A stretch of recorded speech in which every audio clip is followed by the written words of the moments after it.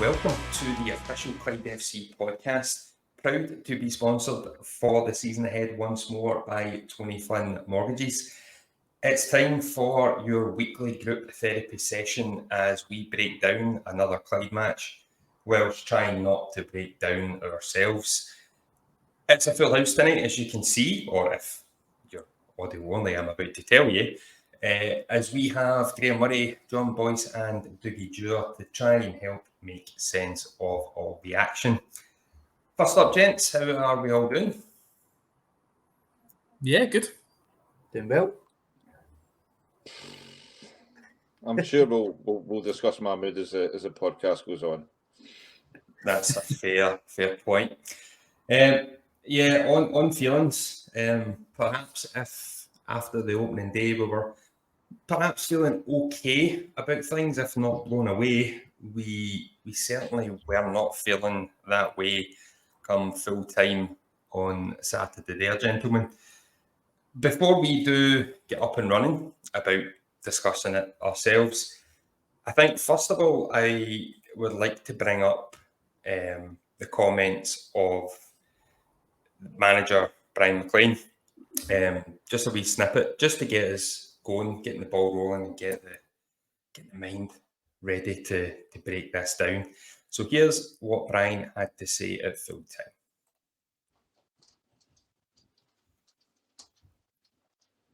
time. Brian, bitterly disappointing afternoon and result with it. What were your your thoughts, even on that 90 minutes? Yeah, extremely disappointing. More than the fact that we couldn't build on a performance from last week, especially the first half. But it kind of looked as if we were a bunch of strangers at times out there. And it's, as much as it is a work in progress, we still demand and expect a level of performance. And unfortunately today we did get turned over relatively easily, and it's important that we reflect on ourselves individually, including myself, but we can't dwell on it. We cannot dwell on it. So just to pick up on two quotes from Brian's post-match interview. The first one being, it looked as if we were a bunch of strangers at times out there, and as much as it is a work in progress, we still demand and expect a level of performance. And unfortunately, today we got turned over relatively easy. Dougie, I'll come to yourself first. You can take the floor. It's impossible to disagree with those comments, isn't it? 100%. I know we've still got a lot of new bodies in the squad. So I understand, I get what he's saying. It does look as if we're strangers, but that's what we were under the impression the League Cup games were for. Was for a lot of these guys to kind of get their feet under the table, bed in a little bit. The guys have been training for the last 5-6 weeks, so it's not really any excuses for playing like strangers. But you've got to agree with him. It looks so disjointed at times. There was no real connection from front to back, and for me, we just didn't look as if we had any real game plan on Saturday. In the build up to the game, Brian had talked a lot about the expected physicality that we would see in this game. And I don't really think we saw that a lot from Bonnyrigg. I don't think they bullied us. I just don't think we turned up. Yeah, Graham, I'll come to you next because I'm going to allow Boyce to do some tactical analysis, as I know he likes to do. The biggest takeaway I feel, kind of touching upon what Dougie said there, was that I was expecting Bonnyrigg to be coming in and making it a big physical battle. They're not a particularly big team, but they won every single key battle without too much of a... There was no resistance really from ourselves. Was that the most disappointing aspect for you, or was there far more pressing matters? I think if we're going to start having a tally of what was disappointing, we could be here all night. I think Brian saying that we look like a team of strangers is right, and I don't think he's saying that we should be strangers. We have been training and we've been together as a group for a long time. I think that's maybe what he's pointing at, the fact that they look like strangers when they shouldn't be. I think it was diabolical. Let's not sugarcoat it in any form or fashion. On the back of a good performance at Livingston and an okay performance at Spartans, there was just nothing. There was nothing there. I think you can give Logan Dunnicky a pass and possibly Barry Cuddy in midfield driving forward as best he could. Big Eric at right back, it's not his position, but yeah, it was night and day from certainly the first half of the Spartans game and the intention that we were trying to play through the channels, and it was working fairly successfully. It just never, right from the kickoff, as Dougie said, we just never turned up, and that's where there was no point in time where we lost a goal, as we tend to do, just on half time, and there was nothing really from ourselves before that. And in fairness, there was nothing from them either. It was just a dire game with two diabolical teams, in my opinion, to that point in time. However, they got the lift from the goal, and deservedly, 2-0 didn't flatter them at the end of the game. However, there was just nothing. There was no drive. There was no leadership. And you're looking at some of the more experienced players. I will actually put a pass in there to Stuart Carswell as well, who's obviously coming back from a long-term injury, and I think we did well to get some minutes out of him. Obviously, we've seen a lot of criticism online from fans who are hurting like ourselves. I think it's might be a bit unfair to put him in the bracket when he's coming back from such a long-term injury. He needs minutes, he needs time on the park. But the more experienced players that we've got there, yeah, we need more. We need more from that. And if the ethos is that we need experienced players augmented by, good youth in there as well, we didn't see any of it on Saturday. Boise, looking a wee bit more then in depth as to what went wrong, we can't really say much went right, if anything at all. Throughout the game, we had quite lengthy discussions about the shape, and it just never seemed to be working. What in particular about that do you feel just didn't work or went against us? Yeah, well, I mean, first off, I agree with most of Graham's points, just severely disappointing. Don't think any Clyde fan would think anything other walking away from the game on Saturday. The home strips turned up, the team didn't, unfortunately. Going on, just before the tactical analysis, going off Brian's comments as well, I think reflection is fine, but we're now 2 games into the league season. As Dougie said, we have had those 4 League Cup games to try and get some sort of identity and plan moving forward. We can see that Brian wants to play football on the deck. For whatever reason, we resorted to playing long balls up to an isolated forward on Saturday against a team that, not physically dominant. I think Graham's hit the nail on the head. Both teams tried to outplay each other on how badly they were, essentially. But you've got Martin Rennie isolated up top against a very small backline, and we're just putting long balls up. It's not great. But yeah, on the tactics, I thought on a whole at the start of the game, the actual 4-1-2-3 that we started to play with was very rigid, and you could see that from the get-go. Carswell in that defensive mid position will work well for us. Obviously, he's not match fit at present. I think everyone's well aware of that. I'm in no doubt he will be a big player for us this season. He's a very good League 2 player, if not League 1. And especially when Ray comes back from his injury, I think that's a very good competition for that position. But for me, having the 2 in the middle as Cuddihy and Forbes, you need them to shuttle up the park. And with the wide players being as wide as they were and isolating Rennie, that left the midfield really exposed when we lost the ball, and Bonnie Rigg were able to counter quickly. And that's what we were able to see for their second goal and a lot of their chances moving forward. Through probably fault of Bonnie Rigg, they probably made a mess of a lot of those chances up front, either hitting the ball high or not finding the right final pass. But I feel if we can get the right personnel in to that formation, I think that will be good for us. I've seen a lot of things online, and I do agree that the one up top isn't essentially going to work the way it is. I think if we have two forwards in those wide positions instead of your classical wingers that will be able to play closer to Rennie and be able to have that link up, I think that would work better. But then, of course, you've got to have a plan B and have a second striker up top. And for me, we're still 4 or 5 key players away from doing anything in this league at present, watching that team on Saturday.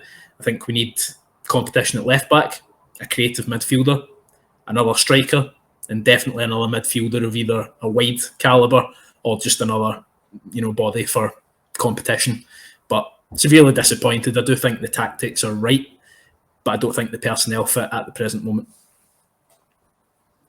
Well, I'm going to bounce that then straight on to yourself, Dougie. Personnel is the probably number one topic amongst the Clyde fans. There's a few others, either maybe just below that.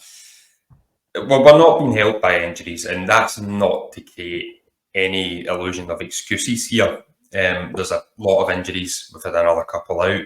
That's probably why Stuart Carswell started the match and played for as long as he did. With Liam Scullion's injury too, we have lost Cian Leslie to a broken bone in his foot, which Brian confirmed after the game too. Far from ideal. However, the lack of options at the moment, Dougie, it is, well, let's be quite brutally honest here, it's crippling us even this early in the season. Yeah, it's not great. There's no way to sugarcoat it. I guess I don't know if it raises bigger questions as to why we're getting so many injuries. I know there's a few impact injuries as we kind of talked about over the weekend with Martin and Cian in training, but are we doing something different in training to other teams? We seem to, certainly over the last 12 months, we've picked up a hell of a lot more kind of muscle injuries than a lot of our competition. Given how challenging it is at our level to have a competitive squad without, being bursting at the seams with players, we're never going to have the budget to do that. So the ones that we've got, we need them to be fit for more than 50 or 60% of the season. I would hate to be a statistician to sit and work out how many games we've had cumulatively players have missed since I don't know, the start of last season. It must be ridiculous. So of course it's going to be challenging when Brian's and Jim are lining up these players that they see us competing in this league with, and we don't have access to them yet. We're 6 games in, including the League Cup, and we've probably still got 5 or 6 players who arguably could be on your starting team sheet on a Saturday who haven't kicked the ball yet. And that's obviously going to be a big miss. Regardless, though, you expect the 11 guys who've got that jersey on Saturday to put a performance in and show a bit of dig and actually say, I should be competing for this jersey, regardless of who's on paper ahead of me for this position. And we didn't see that at all.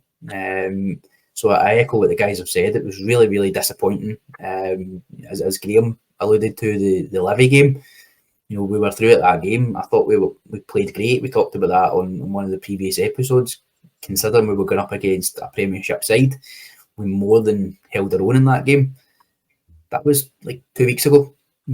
What's happened in that 2-week period for us to become so fragile at the back?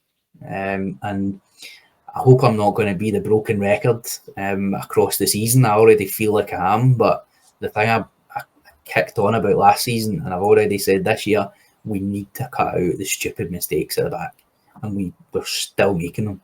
Those 2 goals on Saturday were criminal. Defending for the first goal, put your foot through the ball and put it in the park. Put your body in the line. Turning our back on the ball when somebody's taking a shot. That's basic. And in the second one, O'Neill, he reads the game very well to get out there to meet that. Put it in the stand. Put the ball at the park, and that's not a goal. And with his experience, he shouldn't be making those mistakes. I'm not singling people out because as a collective we weren't good enough. But we need to cut out those stupid mistakes. Otherwise, we're going to keep shooting ourselves in the foot. We could have, other than those two instances, we could have stole a point on Saturday because they didn't really do much else to threaten us apart from those two chances. It wouldn't have been a deserved point, I don't think, but we could have stole a point out of that if we could just defend. It's simple as that.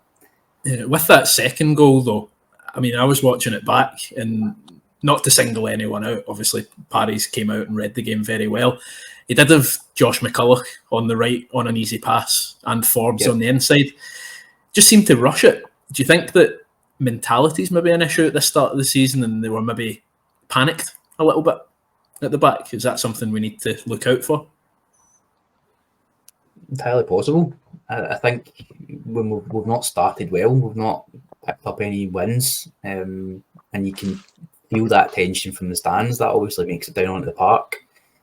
You know, if you're in a position where you're not losing that game, does he take a touch there? Does he find that square pass? Does he put it in the stand? Is there a bit more composure there? I can't answer that. Yeah, and Paul, just finally from myself on this segment, talking about injuries, you've been going to training. Can you confirm that the guys aren't actually just simulating Gladiator as training facilities? I can confirm that is not the case. That's one of my worries. One of my worries out there. No, they're not dueling or any of the other events with Gladiators. It's a major frustration, Graham, because there's a lot. I think, Dougie, you said 5. I counted 7 potentially currently out now that would easily make a claim for a starting berth. It doesn't excuse what we saw on Saturday. It doesn't, because Dougie and everyone on the show so far has said it. The level of performance was still way below what is acceptable, quite honestly, as a fan watching. But having these guys back would at least help. Yeah, I mean, I think what it's not providing is competition for places. What it's doing is it's possibly putting people into positions where I mentioned Big Eric playing at right back.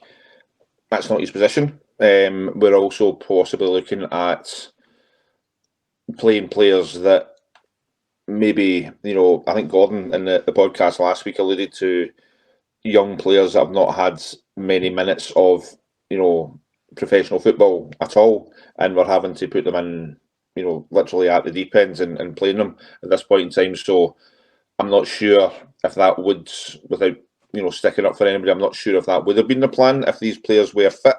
I think any experienced coach or manager would probably look to start the season with the best team, of course, and maybe at this level have the more experienced players and maybe bed the youngsters in gradually throughout the season. But the injuries have not been able to allow us to do that now.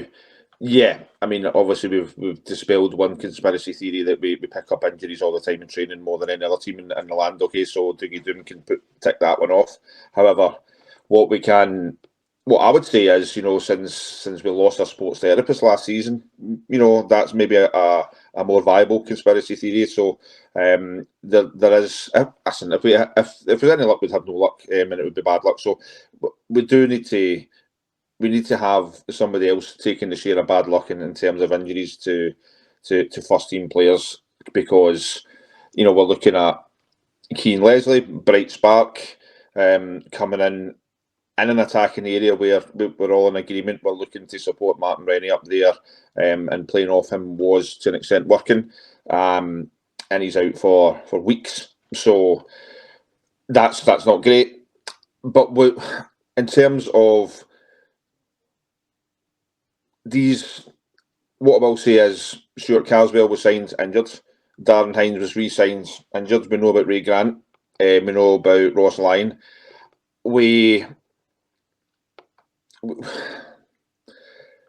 could be argued that we knew about those injuries and it possibly should have expedited a different level of recruitment at some point in time, in terms of, yeah, we understand and we know that the plan is to have a core of youngsters that we're going to have for, not just for a season. We don't want to keep churning over players.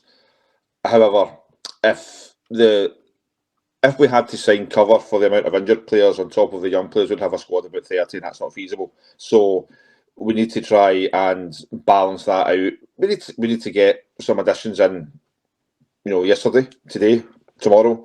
But we also, the one kernel of comfort I've got there is that we are looking to bring in the right type of player rather than possibly what could have been the case in the past where, we signed 5 centre-halves and 17 left-backs just to fill a squad. So I think at this present time, injuries are not helping. We've not, I'm sure boys could possibly help out. I don't think we've had the same starting 11 week after week. And I know we've only played 5 or 6 games. That doesn't help. Brian admitting that, we don't know, it's an integration and we're growing into things. Yeah, we're not going to be able to suffer that much longer. We've got, was it 2 weeks left of the transfer window? Is that roughly yeah. that? And I know the loan period goes in beyond that, okay, but I'm willing to wait to see what happens between now and the end of the window. But I won't be waiting much longer to see what's happening, because to this point in time, we've had some bad luck. But right now, we need to recruit. We need to recruit correctly. We need to recruit quickly. I was waiting for boys here to jump in there. No, I was going to say, like, the conspiracy theory wasn't for me. It was boys that thought they were playing gladiators and training. I was just asking. You said that. You said that first. You said that we've never picked up so many injuries, and Paul said that they don't fight each other at training. So yeah. So you pass as well as Dougie just passed the buck there on your boys. We wouldn't have been in the mess we were on Saturday. Fair point. I think it's time the squad makes their own luck rather than depending on the luck that's happening. I mean, the one thing that sticks out to me that it's just a thought is we've obviously said we want to be the fittest team in the league. Are we maybe pushing it too much with the signings that we've made and there's injuries happening? Who knows? But I think... Well, I mean, the signings that we've made, obviously, because we know about the injuries that were there to, like, Caswell, Hines line. We know that Keane Leslie was injured in training, but not due to a fitness issue. We know that Martin Rennie, if he is out, was injured on Saturday, taken off from a challenge or a bad landing. So I wouldn't say it's fitness per se, okay, but it's maybe I would maybe concede that it's stalling the amount of time it's taken to get back in and getting back on the park. Yeah, I mean, and what you said's right as well. The recruitment that we've had, known that these injuries, we've signed these players. You've got your 2 first-choice right-backs out, and Darren Hines and Ross Lyon, who, are obviously starters and would push each other, and we're down to playing a centre-half at right-back. I'd be quite happy if Sula and Dunnicky were the centre-half pairing for the rest of the season. I think that'd be very good. But it's how long we wait and how long we drag out getting replacements in and risking these guys with injuries, because who's to say they don't have a recurring injury and then we're in a position where we go straight back to it. It's the same old with Clyde. In years that I've experienced, we've got a plan A, maybe a plan B, but we don't have anything further than that. And that's what we need. We need to have these assurances in place that if, the bad luck does come down, how many times have we sat here and said, oh, it's down to bad luck? You've got to plan for that. You've got to have a plan C, a plan D, to make sure that if the worst happens, you can at least compete. I know other teams do. It's time Clyde started doing it. Yeah, and I would actually go so far as to say I don't think there's a plan B. I think plan A was, what we talked about earlier on about bringing some youngsters in to play around the experienced players, and the experienced players didn't come back as quickly as possible. But what I would counter what you said there is it's not going to be able to drag out. We've got 2 weeks left. They need players in, and we need, if we're looking at, and I know we're going to come on to the games, we've got 3 big games coming up before the end of the transfer window. We don't win those games, or even we lose those games without any additions to the squads, then yeah, it's seriously time to ask some questions. Yeah, and one of the big players we do obviously have is Keane Leslie, who you talk about a plan A. He's obviously very much part of that. Felt on Saturday with him not playing suddenly, we didn't have some sort of identity. We didn't have a plan that we were playing to. Maybe that's why they look disjointed, because we've just been playing that one plan with Keane in it. And that's what I'm talking about. We need these alternative, additions, alternative plans to make sure that we can switch things about, because it's something that we've never really done. See, I told you it was group therapy. Are we all feeling better?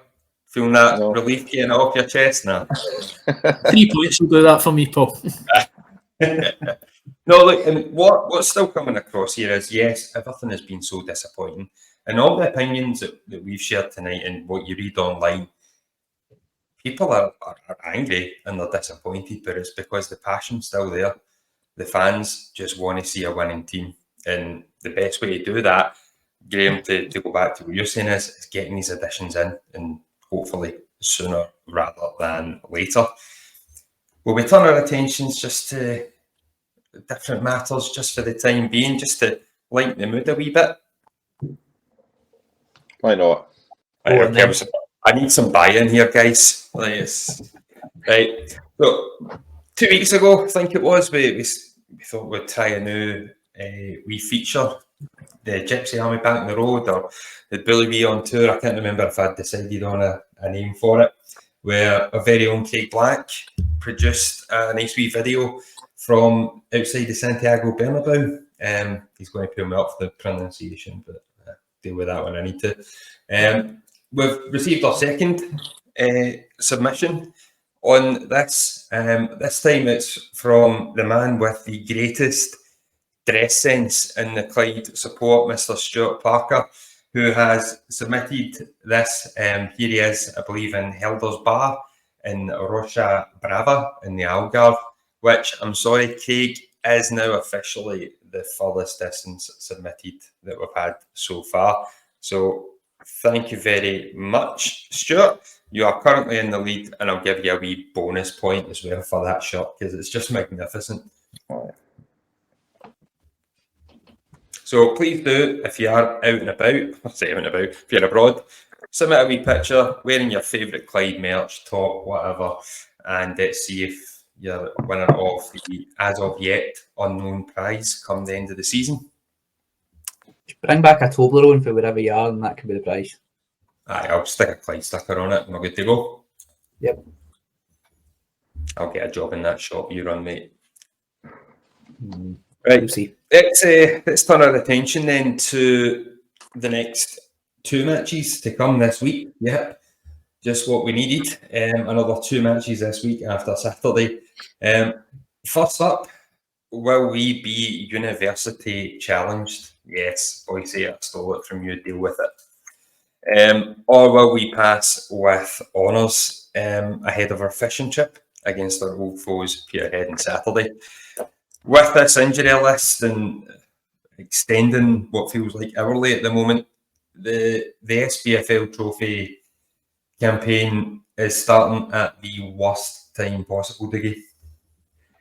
Yeah, again, it's another game, thick and fast. I think we always want to see our team play. Maybe not at the moment when we're struggling somewhat. It's you think we could do with a week to just try and get some of the guys recovering that we're missing, and see if there's any opportunities for some of these guys that have been out to get an extra couple of training sessions under their belt. Other side of the coin, it could be an opportunity for them to maybe get some minutes in the legs. I think we can still use the 5 subs in this. So if there are any of the guys who are maybe approaching coming back into the team, is it a chance for them maybe to get 20 minutes to see what we can do? So yeah, it's I'd love to say I'm looking forward to it. I've got a bit of trepidation going into it because they're a good outfit. They've done well in some of the cup competitions in the past. It's the Dougster Derby. I've got got a bit of conflict of interest, being a former alumni of Stirling Uni myself, but it's firmly going to be the Clyde colours that will be wearing tomorrow night. But yeah, it's a good opportunity for us to try and do something in a cup. We always say that we want to try and do well in the cup competitions, and with a good fixture against Carmarthen Town last year, which was a great day and a really good atmosphere from the crowd that they brought. So why would we not want an opportunity to go further in the cup competitions and try and prove ourselves? It was a competition we reached the quarterfinals of last year, which, given the league campaign's probably somewhat unbelievable to think back on. John, it is on paper at least an extremely winnable tie, without being disrespectful to University of Stirling. This is a match that we should be favourites for.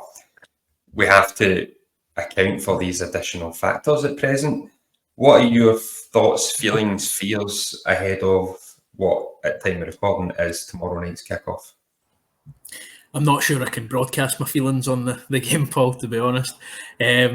No, you mentioned on paper we should be winning it. I think every game for us just now, you just rip up that wee bit of paper and just turn up and hope that we can, find a team to work together. Yeah, Stirling Uni, they're in the Lowland League. Not started off too well. They obviously had their big Scottish Cup run last year, going out to Dundee United in one of the later rounds. But through my meticulous research, they have lost quite a few of their key players from that. So they're not built to do too well in the Lowland League this year. So it's a chance for them to kind of come out and maybe prove some of the naysayers that they can do something this year. One of the players has 4 goals in the Lowland League, McKinley.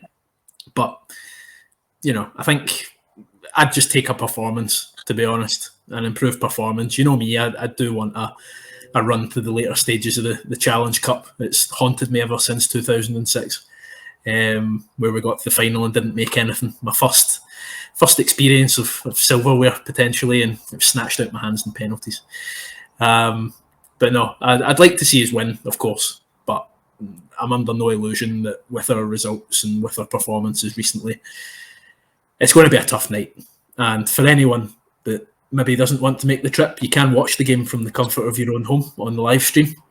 All the information will be on the match preview on the club website and club socials whenever they'll go out. So, yeah, just come and join me as we hopefully talk about a Clyde win. Graham, you smirked when I think you mentioned the 5 substitutes.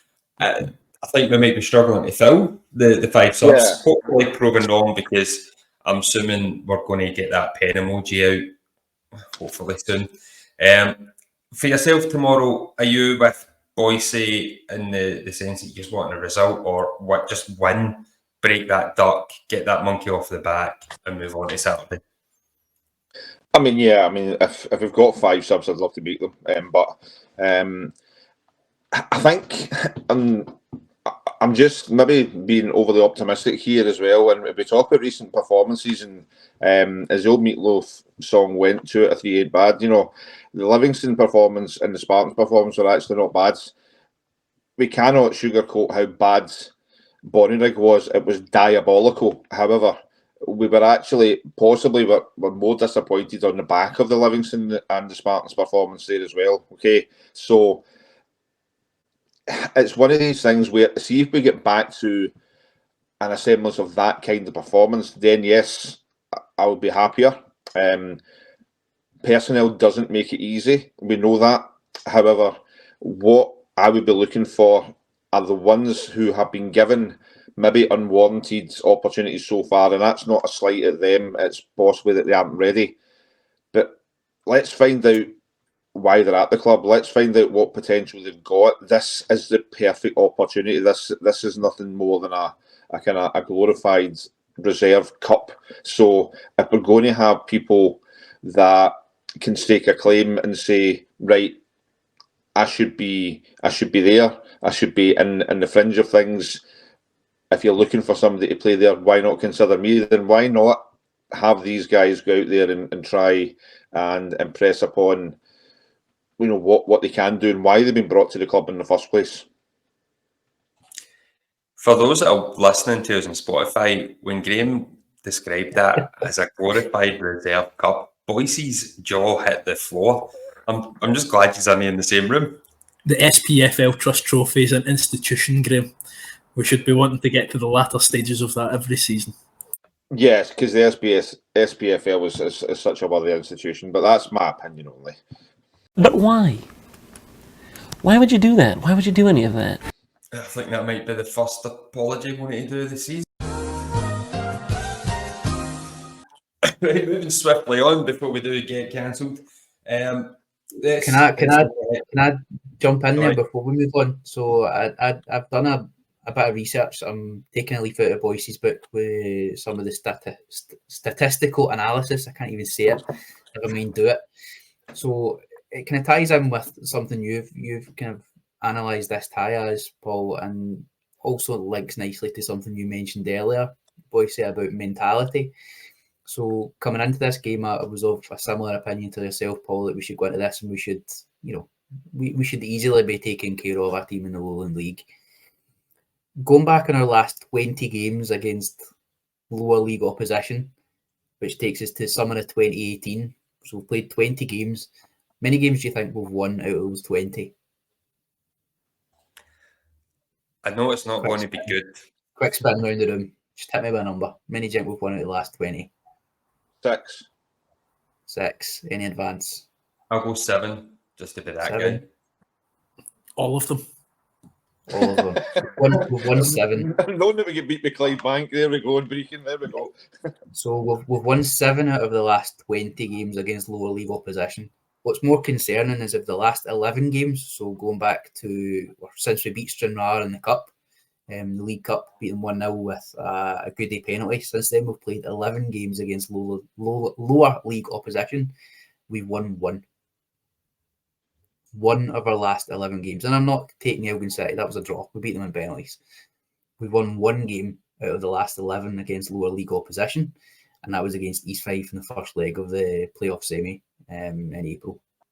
So my question to you as a jumping off point on that is mentality. Do we struggle with our mentality against lower league opposition? Do we go in with that expectation that you've got, Mr. Shanks, where we're going in and saying we should take care of this business comfortably, and we don't? Thoughts?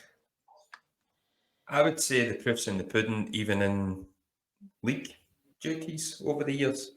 We have invariably struggled against teams that we would feel that we should be, at the very least, competing with. If you look at our time in League One, against the Falkirks and even Dunfermline last year, the runaway league winners. Yep. We gave them more of a bloody nose than most. But yeah, it was always against the Peterheads and the likes, and come back to our previous times in League Two. Even when we had a decent team, it was always the teams that we were not expecting to struggle against that we did. So yeah, 100%. It seems to be genetic within Clyde in recent years that we just can't process it. We don't go too long back to look at Broomhill, and they started the season in a very similar fashion to the University of Stirling team this year, where I think they're currently maybe 2/3 of the way down the league table, similar points tally to Broomhill when we faced them, and we all sadly remember what happened that night. Yeah. Is it a case though, and I know there's a fine line between confidence and complacency, but I'd be interested to see how the teams lined up each of those games. Is it complacency of the team, or is it the management that pick fringe players and don't treat it as a proper game? And in, rebuttal to yourself, Paul, there's a very easy way to sort that mentality. We just think that we're the worst in the country, and then we're an underdog for every game, and then we beat everyone. Promotion, here we come. I was going to say I can't argue with that logic, but there's a lot of flaws there. currently we are sitting second bottom of the SPFL setup, so I mean we're not far off it at current. Yeah, it's quite a damning stat to give. I was hoping to try and lift the mood ahead of building up to Saturday, so thanks for Yeah, being I'm not trying to be diggy, right? Okay, I'm not trying to be diggy down in the corner. name it. So as I'm saying though, it's more just a a point for us to think about. So where what needs to change with that? So for me, there's clearly something with the mentality. Whether as you say, Boise, is it a confidence thing? Is it an overconfidence thing? Is it just an ability thing? I don't think it is. There's plenty of these games where we should have went out and we should have won comfortably. On paper tomorrow we should be winning that game, no questions asked. So what is it that we need to try and change? And is that maybe part of a deeper issue for us? I don't know. Like, are one of us going to get a job in the coaching staff if we manage to come up with the magic answer to the question? For me, it's, I don't know. Do we just need a bit more confidence when we're going into these games? I don't know. Yeah, I mean, for me, what I don't want to see tomorrow is a full lineup change. I mean, I don't think we could with numbers at the moment, but I don't want to see lots and lots of changes to give people, game time and a chance to get fit or whatever. It should still be a unit going into a game trying to win it. It shouldn't be, here's a change, chop and change, work on your performance individually. It should be a team going in and trying to win the match. And that, to me, has maybe been the problem in these games. The Broomhill game, I remember specifically, there was a lot, maybe 4 or 5 changes to the week before, and it was all kind of fringe players coming in, which obviously upsets your, cohesion in a team. I'd like to see maybe 1 or 2 changes come in. I do think that Jack Layfield deserves a start. I mean, I don't know personally why he wasn't playing after a fantastic performance against Livingston.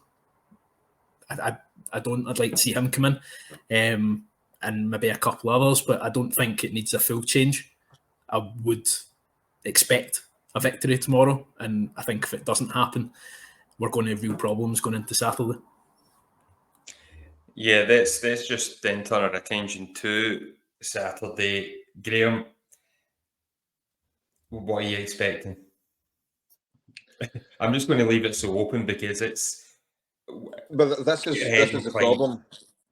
Yeah, the problem is just now that it's tales of the unexpected, which you 3 guys are probably the combined age of me, so I remember that as an early show in the 1980s. But we cannot plan by tomorrow because we need to make sure we've got at least 11 players that survive tomorrow in terms of fitness, and hopefully we get some players back for Saturday. However, we want to be able to have something that builds, something that we can build upon from tomorrow night, whether it's a performance, whether it's a result. Okay, I actually agree with Boise. I will never ever come on here and single out players as to that they should start or that they should be dropped or whatever. But what the manager and what the management team need to do is determine from tomorrow, right? Okay, if it's goalkeeper, that's the goalkeeper I want playing there.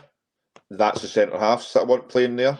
We know there's an issue at another position, so we might tinker with that, okay, until X players back and start getting the core of the team that are fit and in that position, so that if there are deficiencies or injuries or players to come in, that we can actually start having a core to build around. So I agree with Boyce in that one there as well. I'm not panicking. I'm panicking a little bit based on the fact that we've got some injuries. However, I'm not panicking about 180 the fact there. That was. I'm not somebody that will just crawl out the woodwork and start criticising everything about the club, when they've got nothing to say for weeks upon end. We had a diabolical performance on Saturday on the back of 2 performances that were pretty decent. So if we can get, it could be just a spoke in the wheel, it could be something that we're not going to have too much of this season. Okay, so we're 2 league games in. We're actually only 3 points off the top. if we look at it that way. Okay, the results on Saturday were very, very favourable for us. Okay, so what we can actually look at is, we need to get a win, and we've got a few things that are working against us just now, personnel wise. But if we can start getting players playing in the right position, the best players for that position that we can build around, we know, Boyce mentioned it earlier on, we've probably got Ray Grant now coming back at the same time as Keane Leslie. That's two big players for us. We can't wait that long for things to get better, but that's two big players that are going to serve us very well over the course of the season. I would hope Leslie has extended in January. But in terms of Peterhead, I want us to buck the trends. I want us not to be, just another one of Dougie's statistics and the Dougie Doom corner there in terms of we've not beat Peterhead since 1842. We want to be having something in there where, we always,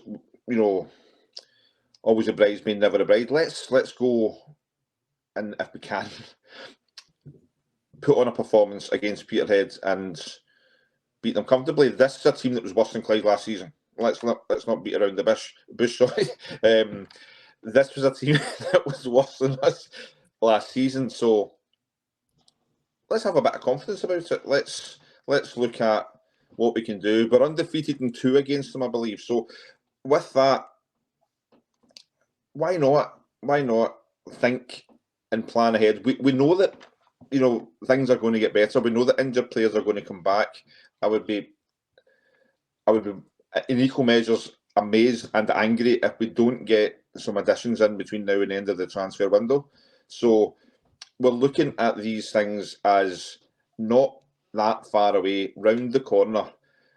We might need to just bite the bullet just now, but let's build on it. Let's get the best players in the best position, with the best formation, with the best tactics, and start doing it from tomorrow night and just sticking to it. Just keep it as simple as possible. Yeah, you heard them, Mr. Duffy. Don't make Graham angry or he'll beat you about the bush. Do you want to continue on with Graham's positivity there, or are you going to bring us back? Not a chance. Thanks very much. I feel I've been tagged with this Dougie Doom moniker, and it'll stick with me forever. You brought it up. Gravestone, but You're self-proclaiming it, Mr. Doom. yeah, I'm not even allowed to just speak openly anymore. I agree entirely with what... Openly as you wish. Thanks. I agree entirely with what Graham says there. So I'll continue in the vein of positivity and add a little sprinkles on top with it. For me, when Layfield was signed, I thought he was signed as a new number one. And from what I saw at Livingston, he could certainly fill the gloves. Sula and Dunnicky has got to be a centre half pairing. Big Eric was one of our best players last season, in a pretty horrendous year at times. And Big Logan's looked really solid so far. And we touched on it in a couple of the early pods. He looks like a football player rather than just a centre half. He's pretty comfortable and confident with the ball at his feet. He doesn't panic, which is what we need in there. And with the experience that Eric's got in that team, and just the Sula smash going through whatever's in front of him, we saw his performance at Livy. For me, that's got to be your core at the back, and then build round about that. So I think Graham's absolutely spot on with that. We know we've got, to borrow one of Danny's old adages, we've got a lot of square pegs and round holes. But for me, those are your key positions where you need to have the right pegs and the right holes. You need a solid keeper with 2 in front of him, and then that needs to be a strong relationship between those 3 in the team. Anything round that you can build. So for me, from the Peterhead game, I would just love to see a clean sheet, whether that comes as a nothing each, or if we can steal a draw, if we can manage to put another 10 players in front of the keeper on Saturday. Hopefully we do. But for me, that's what I would really want to see from the Peterhead game, is a solid defensive performance. I know that probably goes against Boyce's wishes of a fast-flowing, expansive performance from us against Peterhead. But for me, that's really what we need to grasp this year. is to be hard to beat. That's how we'll succeed in this league, and just try and stop this little rot of form that we're on. We need a clean sheet. We need to defend well, try and cut out the silly mistakes, and keep things tight at the back. So that for me is what I would love to see in Saturday. No, when I'd heard that the fitness levels were going to be good this year, I thought I'd finally see Clyde use a gegenpress, but I'm still waiting to see it. But no, I think you're spot on, Dougie. We've got to get the key positions correct in early and get the cohesion, basically. I mean, I think our midfield is pretty set as it should be just now. We've got Cudahy and Scullion in there. That's a good midfield too. Carswell coming in. We've got the kind of awkward scenario now of our main striker being out for a wee while. So we're going to have to see some changes there. But the key one for me, for any League 2 team doing well, you've got to have a solid defence. So from what you've all been saying, from tomorrow night, we get Sula, we get Donachie, we get Layfield for me, and as that core three, they get used to each other at set pieces, corners, all the like, and really build that kind of cohesion and confidence. And that can only stand us in good stead, because chopping and changing a goalkeeper in the centre half every week doesn't do your team any good, in my opinion, anyway. Yep, can't disagree with that, Boise. We'll make that the last words then, ahead of the Peterhead match. Just a few announcements before we do wrap up. If you're listening to this ahead of the Stirling Uni match, Boise touched upon, you will be able to watch the live stream. I believe it's £10 for that. Yep, £10. £10 to John Boyce describe in his beautiful way what is unfolding before him. And just lastly, before we do finish, what was that, sorry? Saying it's the only place you hear it. It's good. That's true. And lastly, before we finish up, I would just like to pass on again our thanks to Tony Flynn Mortgages for once again sponsoring the podcast this season, and for your continued support of the club as a result. Whether you are a first-time buyer or looking to remortgage, Tony can provide you with all the assistance and expertise you need. And if you quote Clyde FC podcast at referral, the Clyde Community Foundation will benefit to the tune of £100. And that's a commitment that Tony made last year, and he's continuing on this year. So please, if you are reaching out to Tony for his expertise, quote Clyde FC podcast and the foundation benefit to the tune of £100.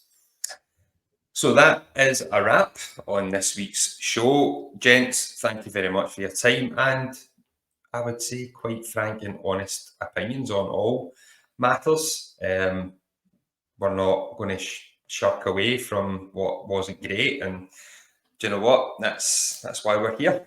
So until next time, and yeah, who knows? We might be talking about a couple of wins in that time frame. Come on, the bully wee.